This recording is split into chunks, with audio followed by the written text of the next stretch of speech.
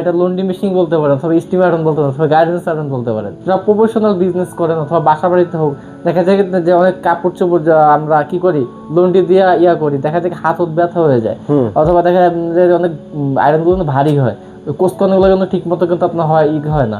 তো এটা হচ্ছে আপনার থাকে ভিতরে পানি থাকে বাষ্পের মাধ্যমে, এই দেখেন এখান থেকে বাষ্পগুলো কিন্তু বের হবে। আচ্ছা, বাষ্পের মাধ্যমে কিন্তু আপনি এই আয়রন গুলো কিন্তু লন্ড্রিটা কিন্তু হয়।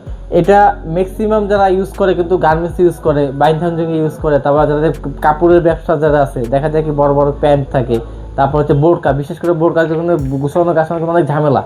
এরপর এখন বর্তমানে কিন্তু বিভিন্ন আপনার প্রতিষ্ঠানে দেখা যায় কি আপনার যে গার্মেন্ট, ছোট ছোট গার্মেন্ট যারা ফ্যাক্টরি করতেছে, মিয়াকো কোম্পানি কিন্তু আপনার এই স্টিমারটা কিন্তু নিয়ে আসছে। আচ্ছা, মিয়াকো গার্মেন্টস স্টিমার আমাদের কাছে দুইটা সাইজ কিন্তু অ্যাভেলেবেল আছে। দেখেন নিচের সাইজটা দেখেন কত সুন্দর কিউট, প্রত্যেকটা পার্ট কিন্তু আপনি করেন, হিমোরি সিস্টেম আছে, সিল্কের আছে, নাইলন আছে, হ্যাঁ, তারপর উলের আছে, কটনের আছে, মানে আপনি যে অপশনটা করবেন সেখানে ই করে দিবেন, মানে হ্যাঙ্গিং এর জন্য।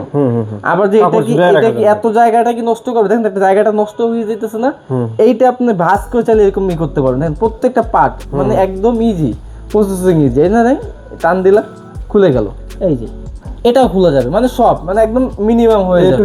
আপনি চাইলে সুকেসের ভিতরে এই জিনিসটা বাসা বাড়িতে করবেন না, সুকেসের ভিতরে আবার ঢুকিয়ে রাখতে পারবেন।